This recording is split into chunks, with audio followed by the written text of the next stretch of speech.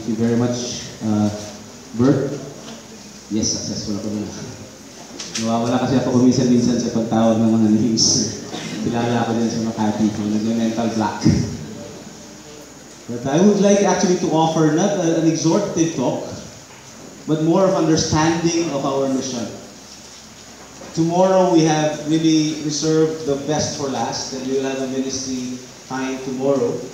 But tonight I just would like to give a little bit of, or offer, probably is the right word, a perspective of how we should view our mission.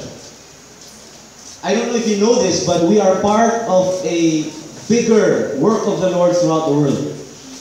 We are not the answer, we are not the only community, but we are part of a big work of the Lord. And we are part of Ligaya ng Panginoon, which is also part of the sword of the Spirit. You know, I like the idea, I like warfare. Growing up, I really like to become part of the military. When I was in high school, I applied for PMA. My parents didn't want me to join the military. So sabi ko, yung sword of the Spirit, magandang name talaga para sa akin. Hindi ko ma-imagine yung sarili ko na magiging part na, anong community mo? I'm part of the wings of an angel. Hindi ko ma-imagine yung sarili ko. I can relate to the idea that I'm part of the sword of the Spirit. And the sword of the Spirit, as a community of communities, takes on this description of who we are. Community of disciples on mission. Narinig niyo na ba itong phrase na ito? In the past? Or is it the first time you've heard of this? Sino yung nakarinig na nito? Okay, medyo marami-rami na. But we are part. Ang lingkod ng Panginoon is very much connected to Ligaya ng Panginoon, which is part of the sword of the Spirit. And this is who we are. And I would like us to take on their perspective, because when we were established as a movement, that was also the very thing that they had in their minds. This is a response to the call of God. So I want to talk about mission.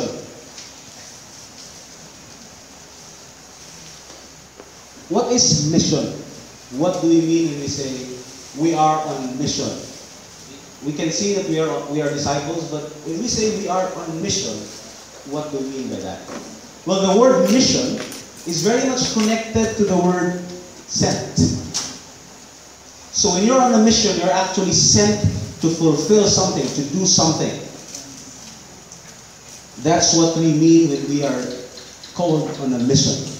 We are sent to do something. And there's a description of who we are and what we would like to describe ourselves with in terms of mission. This is from a document entitled Our Mission. We are called to live, work, and strive by the power of the Holy Spirit so that others might have life in Christ now and forever. We are called to live, work, and strive.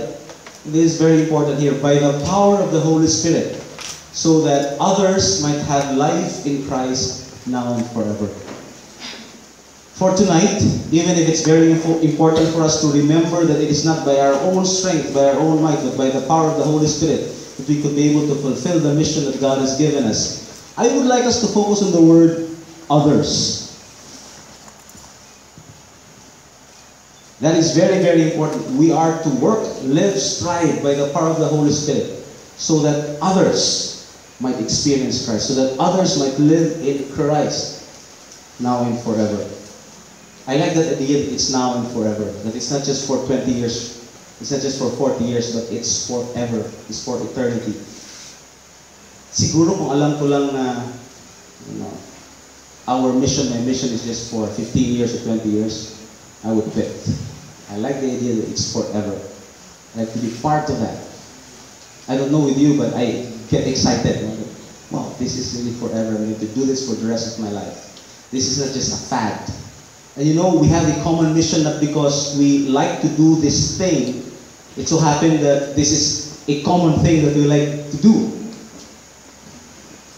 This is not like, okay, we will form a club of martial artists because you like martial arts, you like crocheting, and we don't fight, we like martial arts, and then we look at our common interests, and then, okay, since meron tayong common interest, then let's make this as our common thing. Our mission here, our common mission doesn't mean that way. But since magkapare-pareho tayo ng gusto, then we might as well just be part of one thing.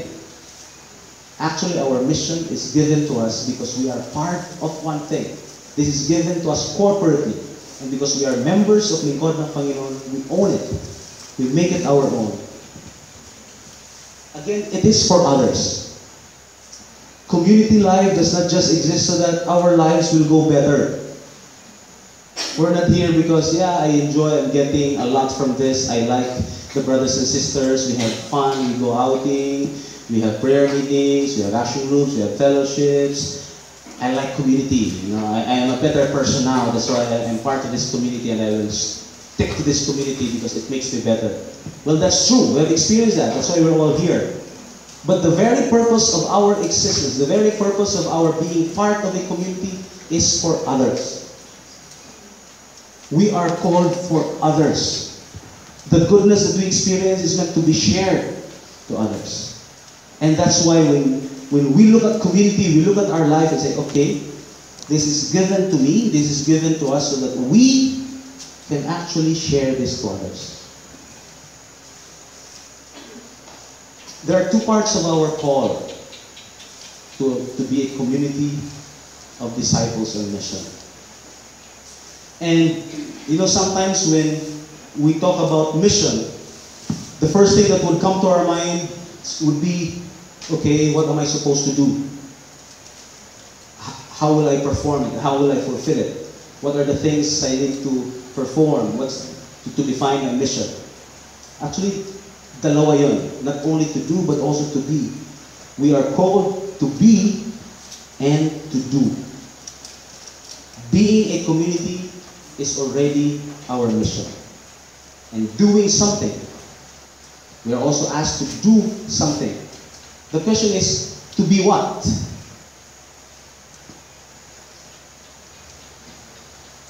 This is God's strategy.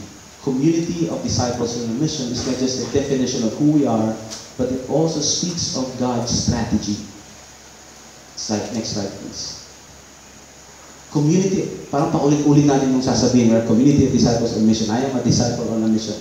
Hindi ko masaseparate yung pagiging disciple ko sa mission ko. Yung pagiging missionary ko, hindi ko masaseparate sa pagiging disipulo ko. This is not some kind of steps. Okay? Step 1, be a disciple. Step 2, be a missionary. We cannot be a disciple if we are not on a mission. And our lives as disciples are lived out in the mission. So we are called to be, first, a bulwark. Next slide. A bulwark. A prophetic people and a servant people. Anong ibig sabihin ng bulwark? Narinig niyo itong bulwark, the word? Ito yung mga ox na nag-work, the bulwark. Yung mga tao na nagtatrabaho. Para magising tayo ng konti. Bulwark. Bulwark is some kind of fortification. It is like a fort, like the Fort San Pedro, Fort Santiago, Fort San Pedro in Cebu, Fort Santiago in Intramuros. That's a fort. That's a bulwark. And there's also Fort Duane, somewhere in the U.S. And actually, was able to visit a particular fort in Fort Detroit. I lived in Michigan for 3 years, and I gathered some information that's actually very, really helpful in terms of my understanding of what our mission is. Prophetic people, being a prophetic people would mean that we are to proclaim the Word of God in our lives and in the words that we speak. I like Father, what's his name? Father Bob, who would say Mass to us. He's an American priest. And he would say Mass, I think, in Greenbelt, right? Not anymore.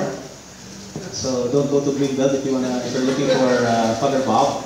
But I like his parting words. He would always say, live a holy life or something like that, because you might just be the only Bible that other people would read. So our lives should be a proclamation of the goodness, of the truth of God. But the bulwark, this is our idea of a bulwark. Ito yung palagi nasa isip natin pag bulwark, kaya Fort Santiago. Massive stones. Hindi siya pwedeng sagasaan mo ng bisikleta, masira siya. Masira yung bisikleta mo, of course. The fort that I would like us to have in our mind is the kind of fort that Fort Detroit had. Wooden, gates are open. And you know, it's actually a French fortification. It's supposed to be pronounced as Detroit.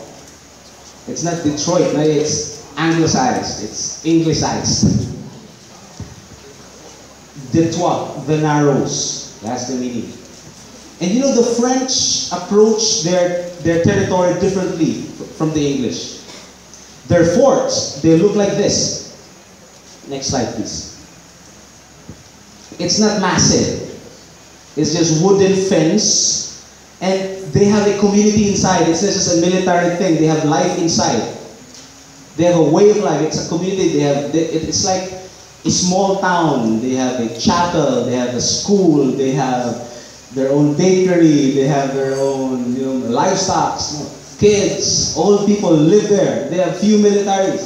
And it's open. The Indians can come in during the day. They would set up schools for the Indians. And they keep their life there. And the Indians like that.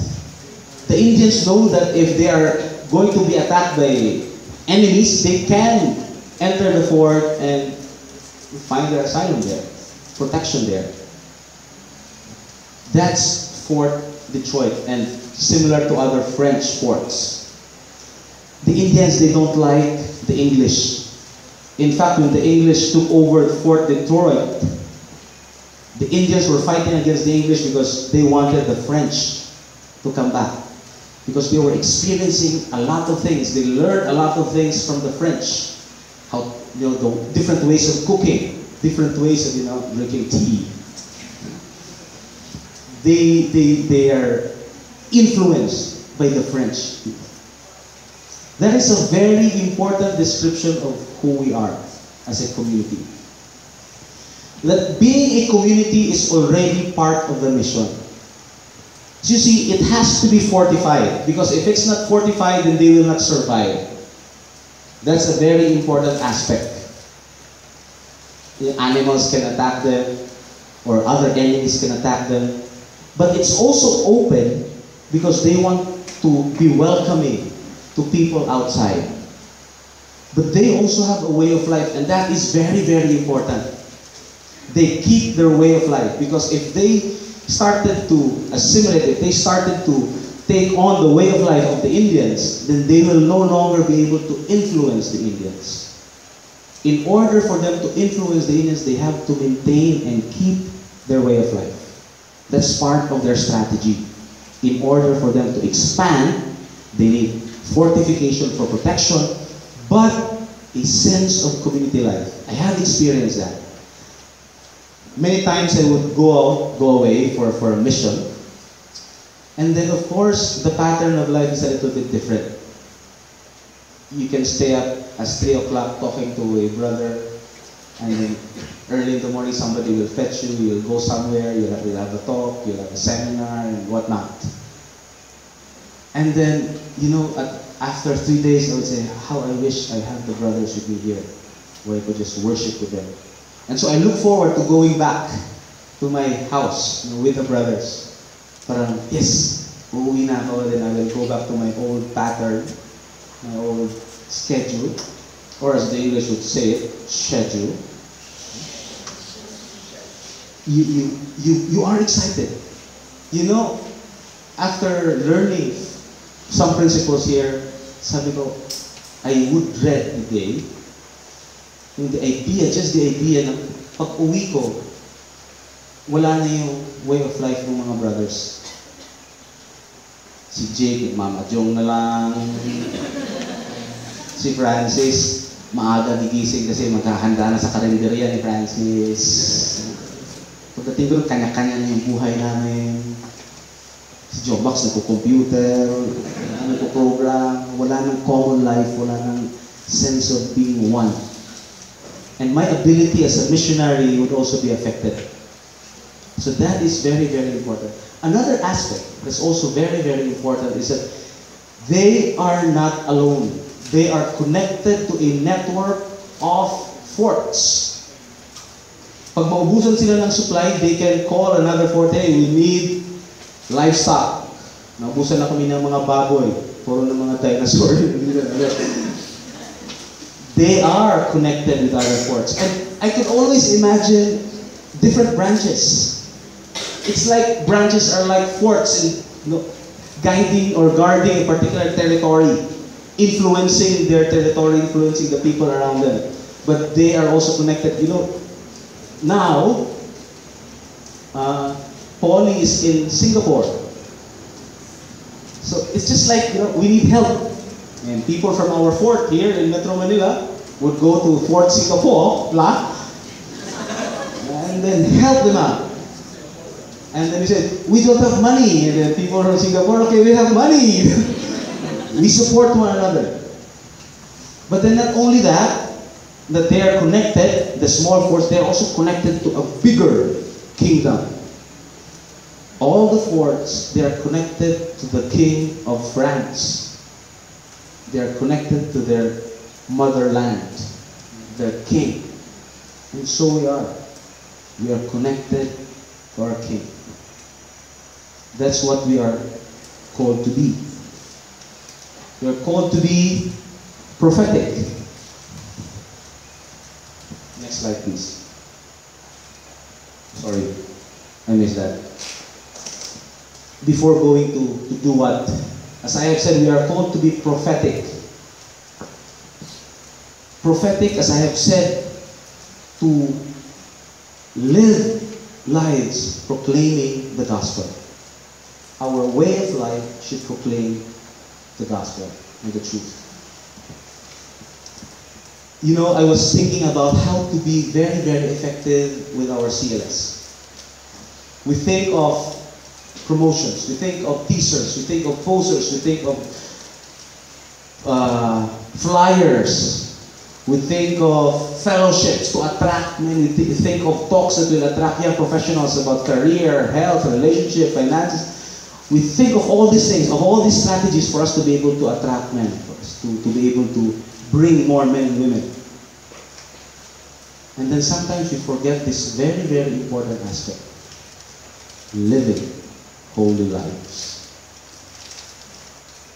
That is very, very important, especially for us leaders.